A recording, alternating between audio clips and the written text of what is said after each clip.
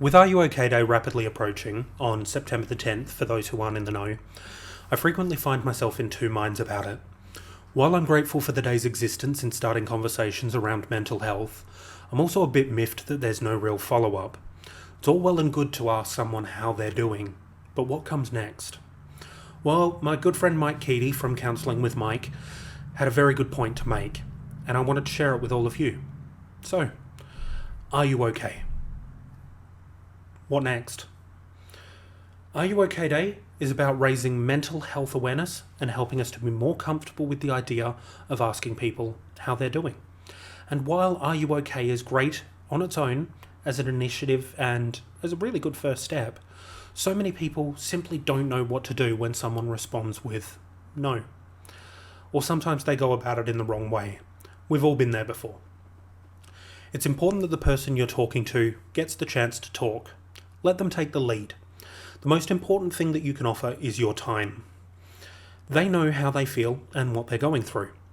Ask them if there's anything that you can do to help. And if you have any suggestions for them, it's important for you to ask if they're okay with you offering them. Usually, it's far more important to listen and then to try to solve problems. With all of that in mind, I'm going to offer 3 do's and 3 don'ts for what to do when someone says that they're not okay. So do's. 1. Listen. When you've asked someone if they're okay, it's important to be in and to create a space where they can talk. Number 2. Be respectful. Many people are hesitant to open up because they worry about how others will act. This may mean sitting in silence while they have a chance to gather their thoughts. And number 3, validate them. The person that you're talking to may not feel like their emotions are real, valid, or even worthwhile. Often people are told it's all in your head, which is kind of where our entire existence happens, but that's a whole different topic. Just make sure that they know that you believe them and that you're there for them. Okay, so 3 don'ts. Don't be judgmental. Judgment puts walls between you and them.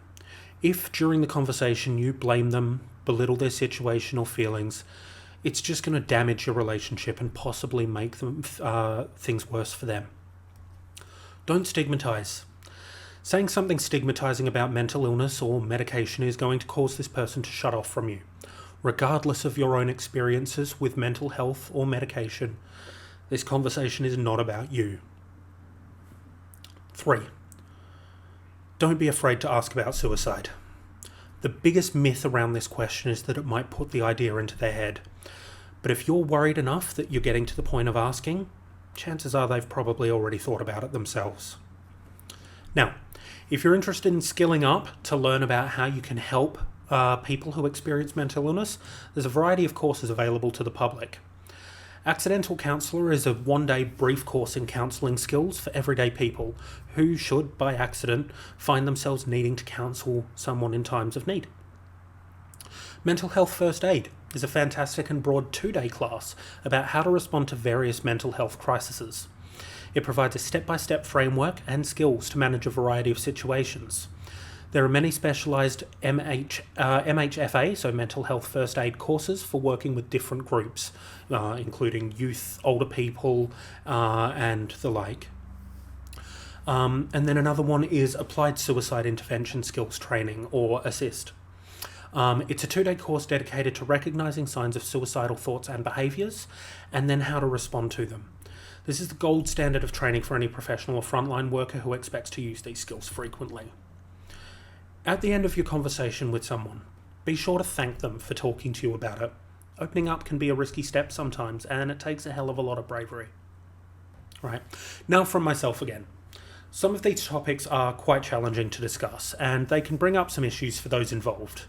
Please remember that there is nothing wrong with needing to talk to someone, and counselling services can be a great resource for those looking to start a discussion in a safe environment. If you do need support, please reach out to one of the services that I'll include in the description, or access medical services such as your GP or local emergency department. Thanks guys, look after yourselves.